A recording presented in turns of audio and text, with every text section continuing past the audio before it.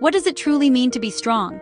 Is it the raw power you see in an earthquake, or the unyielding force of a tidal wave? Is it measured in the weight of a barbell lifted high above a head, or in the thunderous applause of a crowd? I've asked myself this question many times. I've asked it while clinging to a cliff face by my fingertips, with the wind trying to tear me away. I've asked it in the quiet moments after a great challenge, when the adrenaline has faded and only the cold, hard truth remains. Strength is a word we use often, but its real meaning is something much deeper, something that goes far beyond the simple measure of muscle and might. It's a quest I've been on my whole life, searching for its true form. This journey for understanding took me from the ancient, misty glens of Scotland to the vast, wild landscapes of Canada. I wanted to meet people who were considered the strongest in the world, not just to see their power, but to understand its source. I wasn't looking for simple answers. I was looking for the hidden truths, the secrets that lie beneath the surface of incredible physical feats. I believe that real strength isn't just about what you can lift or how hard you can hit. It's about the spirit within, the fire that refuses to be extinguished, no matter how harsh the storm. It's the quiet determination in the face of impossible odds. My adventure began with a simple idea: to witness strength in its most primal and celebrated form. That led me to Scotland, the home of the Highland Games. These are not just athletic events, they are a living history, a celebration of a culture that has always valued resilience and fortitude. I wanted to see past the spectacle of tossing cabbers and lifting massive stones. I wanted to find the soul of that strength, the dedication that forges a champion. This wasn't about finding a new survival skill. It was about understanding the human will to overcome, to push beyond perceived limits, and to become something more than we were yesterday. So I set out, not as a survivalist seeking to conquer nature, but as a student seeking knowledge. I wanted to learn from the masters, from those who have dedicated their entire lives to the pursuit of strength. My mission was to peel back the layers of myth and muscle to find the core of what makes someone truly powerful. This journey would test my own ideas about strength, forcing me to look beyond the obvious. It would teach me that the greatest battles are not fought against mountains or monsters, but within the landscape of our own minds and hearts. Strength, I was about to discover, is a language spoken by the soul. My first stop was Invergordon, Scotland, a place where the air is thick with the smell of the sea and the echoes of history. This is the home of Tom Stoltman, a man known as the Albatross, and a two-time winner of the World's Strongest Man competition. To see him is to see a living mountain. His sheer size is staggering, a testament to a life dedicated to building physical power. But I was there to see more than just the result. I wanted to witness the process, the daily grind that builds a champion. The Highland Games were approaching, and the atmosphere was electric. The entire community seemed to vibrate with anticipation for these ancient tests of strength and will. I met Tom in his gym, a place that felt more like a forge than a fitness center. The air was heavy with the clang of iron and the scent of chalk. Massive stones, Atlas stones as they're called, sat in the corner like sleeping giants. These weren't just weights, they were challenges, symbols of the immense obstacles Tom overcomes every single day. He greeted me with a firm handshake and a quiet smile. There was no bravado, no loud proclamations of his power. Instead, I saw a calm focus, a deep-seated intensity in his eyes. He was preparing to lift a weight that would crush most people, yet he approached it with the calm of a craftsman approaching a familiar task. Watching Tom train was like watching a force of nature being tamed and directed by an iron will. Each lift was a war against gravity itself. You could see the immense strain on his body, the muscles screaming in protest. But what struck me most was not the power, but the precision. Every movement was calculated, every breath controlled. This was not mindless rage against a heavy object. This was a science. It was the culmination of years of learning, of understanding his own body, of knowing exactly how much to push and when to hold back. Strength, I began to see, was not just about brute force. It was about intelligence and discipline. We spoke about the Highland Games, about the history of the caber toss and the stone put. For Tom, these events were more than just a competition. They were a connection to his ancestors, a way to honor the strength of those who came before him. He told me that lifting the stones was like shaking hands with the past. It was a humbling experience, he said, to feel that connection to the land and its history. I realized then that his strength was not just for him. It was part of a legacy, a story story of Scottish resilience that he was now carrying forward for the world to see. It was a strength rooted in heritage. Tom's nickname, the Albatross, comes from his incredible arm span, but I think it represents something more. It represents his ability to soar above the competition, to reach heights that seem impossible to others. But that flight is not easy. It is powered by a relentless work ethic. He explained his daily routine to me, and it was punishing. Hours in the gym are matched by hours of meticulous meal preparation. His body is a machine, and it requires precise fuel. Eating over 10,000 calories a day isn't a feast. It's a job. It is a constant, demanding task that requires as much discipline as lifting the weights themselves. This is the unseen side of strength. The most powerful lesson I learned from Tom was about his mind. He spoke openly about his diagnosis with autism and how it affects him. He described how the intense focus it gives him is a superpower in his training. He can shut out the world, block out the noise and the doubts, and concentrate solely on the lift in front of him. What some might see as a challenge, he has forged into his greatest weapon. This was a profound insight. True strength is not the absence of weakness. It is the ability to understand your unique qualities, your challenges, and turn them into your advantages. It's about owning your entire story. He told me about failure. He spoke of competitions he had lost, of days when the weights felt too heavy, when his body screamed to stop. He said that those were the moments that defined him, not the victories. It is in those moments of struggle, when you are at your lowest, that you discover what you are truly made of. Strength isn't about never falling, it's about how you get back up. It's about learning from the fall and coming back stronger, smarter, and more determined than before. Every failure, he explained, was just a piece of information, a lesson on the path to success. As I watched him lift a legendary Dinnie stone, a feat of unbelievable power, I saw it all come together. It wasn't just his muscles doing the work. It was his years of discipline, his laser-like focus, the lessons from his failures, and the pride of his heritage all combining into one explosive moment. The physical act was just the final expression of a much deeper, internal strength. Tom Stoltman is not just a strong man. He is a testament to the power of the human spirit. He showed me that the mountains we lift on the outside are a reflection of the mountains we have already conquered on the inside. Leaving the ancient hills of Scotland behind, I flew west, across the vast expanse of the Atlantic Ocean. My journey continued in Canada, a land of rugged wilderness and untamed spirit. I was searching for another form of strength, one that was less about explosive power and more about endurance and strategy. My destination was Ottawa, where I was scheduled to meet Devon Larratt. Devon is not a strong man in the traditional sense. He doesn't lift Atlas stones. He is an arm wrestler, a grandmaster of a sport where leverage, technique, and mental warfare are just as important as raw physical power. He is widely considered the greatest of all time. I met Devon in his own element, a simple training space filled with custom-made tables and strange-looking grip tools. He doesn't have the colossal frame of Tom Stoltman, but when he grips your hand, you feel it instantly. It's not a crushing force, but a solid, immovable presence, like grabbing onto the root of an ancient oak tree. His strength is concentrated, focused into his hands, wrists, and forearms. He has spent decades conditioning his tendons and ligaments, making them as strong as steel cables. This is a strength built not in explosive bursts, but through thousands of hours of slow, patient pressure. Devon explained that arm wrestling is a game of inches and angles. He calls it a war in a 6-inch box.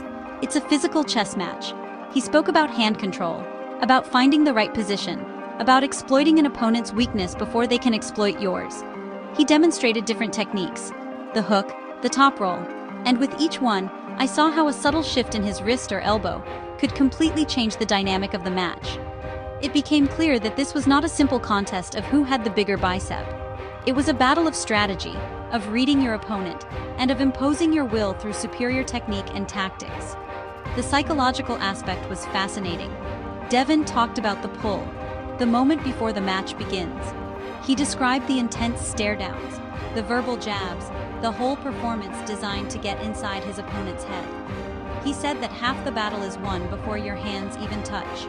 You have to project an aura of absolute confidence, of inevitable victory. You have to make your opponent doubt themselves, to make them believe they have already lost. This was a different kind of strength. a psychological fortitude that could break an opponent's spirit before the physical contest even started. It was strength as a form of mental dominance. My Canadian journey into the heart of strength then led me to meet another specialist, a man named Yves Gravel. Yves is a master of grip strength. He doesn't wrestle or lift massive stones, but he can perform feats with his hands that seem to defy physics. He is a rock climber, a ninja warrior champion, and a man who has cultivated one of the most powerful grips on the planet. I watched him hang from a tiny ledge by just his fingertips, his body as calm and still as a hanging spider.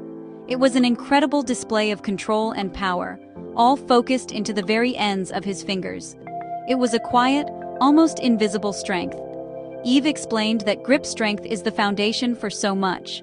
For a climber, it is your lifeline. It is the connection between you and the rock, the one thing that keeps you from falling. But it's not about squeezing as hard as you can all the time. That would exhaust you in seconds. He said the real secret is efficiency. It's about using the absolute minimum amount of force necessary to hold on. It's about knowing when to relax, when to breathe, and when to clamp down. This was a revelation. True strength is not just about raw power, but about the intelligence to conserve it and use it wisely. He showed me his training tools. They weren't shiny machines, but simple, brutal devices, thick bars, rolling handles, and pinch blocks. His training is a slow, patient process of stressing the muscles and tendons in his hands and forearms, forcing them to adapt and grow stronger over years. He spoke about the pain, the constant ache in his fingers and joints. But he didn't see it as a negative. He described it as a signal, as a conversation with his body. The pain told him where his limits were, and his job was to listen, recover, and then push those limits a little further the next time. Strength, for Yves, was a long conversation with pain. The parallel between Yves the climber and Devon the arm wrestler was striking. Both had dedicated their lives to mastering a very specific kind of strength. They had channeled all their focus and energy into one area, achieving a level of proficiency that seemed superhuman. Their power was not just in their muscles, but in their tendons, their focus, and their deep understanding of their craft. They taught me that strength can be specialized, that it can be subtle. It isn't always about the grand explosive display. Sometimes the greatest strength is the quiet, unyielding grip that simply refuses to let go, no matter what. As I reflected on the power of Tom, the strategy of Devon, and the endurance of Yves, my mind traveled to another part of the world. It went to the mountains of China, to the legendary Shaolin Temple. For centuries, the monks there have practiced Kung Fu, a discipline that perfectly blends physical prowess, mental focus, and spiritual depth. I saw a powerful connection between these modern Western athletes and those ancient Eastern warriors. The principles that guide them are surprisingly similar. The Shaolin masters understood long ago what I was now discovering on my journey. True strength comes from the inside out. The Kung Fu masters of old did not train for sport. They trained for survival, for self-defense, and for spiritual enlightenment. Their strength was not just for show, it was a part of their very being. They would spend hours in a low horse stance, not just to build leg strength, but to cultivate patience and stillness of mind. They would practice forms, flowing sequences of movements, to harmonize their body and their breath. This was not just exercise, it was a moving meditation. They knew that a scattered mind could not command a powerful body. The mind had to be forged and sharpened just like the body. Think of the famous stories of Shaolin training. Monks carrying buckets of water up steep stairs, their arms straining. Over time, their grip would become like iron. This is no different from Yves Gravel and his grip tools. It is the principle of progressive overload, of patient, consistent work over many years. Think of the Shaolin focus on technique, how a smaller, well-trained monk could defeat a larger, stronger opponent using leverage and precision. This is the same philosophy that Devon Larratt uses at the arm wrestling table. It is the victory of strategy and skill over brute force. The most important lesson from the Shaolin is the concept of qi, or life force. They believe that true power comes not just from muscle, but from the flow of internal energy. This energy is cultivated through breathing, focus, and a balanced life. Whether you call it chai, focus, or mental toughness, the principle is the same. Tom Stoltman focusing his mind before a huge lift, Devon Larratt projecting an aura of confidence. They are all tapping into a source of internal power. They are aligning their mind, body, and spirit toward a single purpose. This is the ancient secret of the masters, alive and well in the modern world. No story of strength is complete without talking about the scars. I'm not just talking about the physical marks, the calloused hands, or the torn muscles. I'm talking about the invisible scars, the ones left by failure, by setbacks, and by pain. Every truly strong person I have ever met carries these scars. They are not signs of weakness, they are badges of honor. They are proof that you have been tested and have endured. They are the map of your journey, marking the places where you fell, and, more importantly, where you got back up. Strength is forged in the fires of adversity. Devon Larratt has had multiple surgeries on his arms and elbows. For an arm wrestler, this could be a career-ending disaster. But for Devon, each surgery was just an intermission, a chance to rebuild. He spoke of the long, frustrating months of recovery, of having to start from zero again. But there was no hint of defeat in his voice. He saw it as an opportunity to learn more about his body, to come back with a smarter, more sustainable approach. His scars were his teachers. They forced him to evolve, to replace brute force with even more refined technique. His greatest setbacks became the foundation for his greatest triumphs. Think of Tom Stoltman. He didn't win the world's strongest man title on his first try. He had to face defeat on the world's biggest stage. He had to go home, analyze his weaknesses, and face the monumental task of starting his training all over again, knowing how far he had to climb. The mental pain of a loss like that can be far heavier than any Atlas stone. But he did not let it break him. He used that pain as fuel. He let it sharpen his focus and strengthen his resolve. The victory, when it finally came, was so much sweeter because of the bitter taste of defeat that had come before it. This is the universal truth of strength. It applies to a strong man, an arm wrestler, a Shaolin monk, or anyone facing a great challenge in life. You will face setbacks. You will fail. You will feel pain. The question is not whether you will fall, but what you will do after you fall. Do you stay down, defeated, or do you stand up, brush the dust off, and take one more step forward? The strongest people are not the ones who never feel weak. They are the ones who feel the weakness, who feel the fear and the pain, and choose to keep going anyway. Their scars tell a story of resilience. After journeying from the highlands of Scotland to the wilderness of Canada, and reflecting on the wisdom of the East, a clearer picture of strength began to form in my mind. It is not one single quality.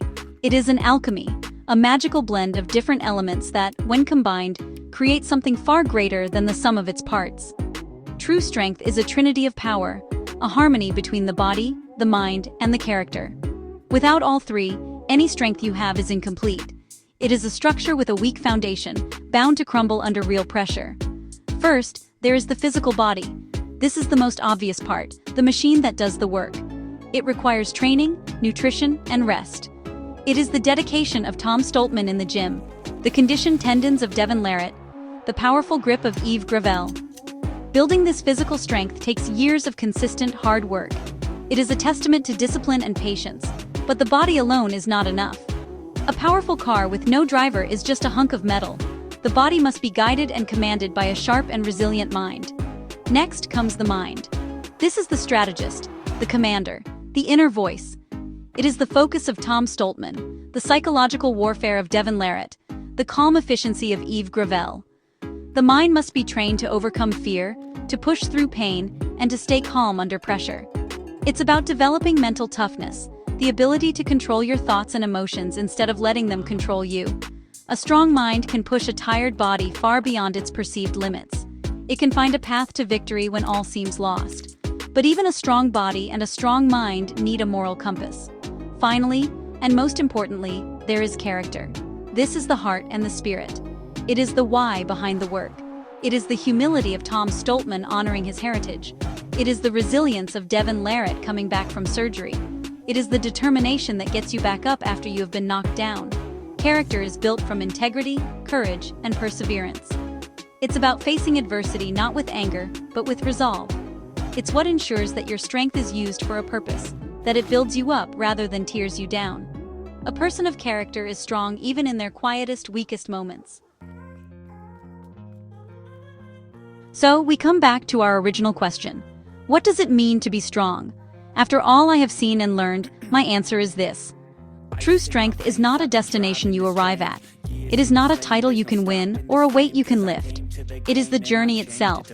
It is the constant process of pushing, failing, learning, and growing. It is the unwavering commitment to being better today than you were yesterday. Strength is a choice you make every single day, in big ways and in small ones.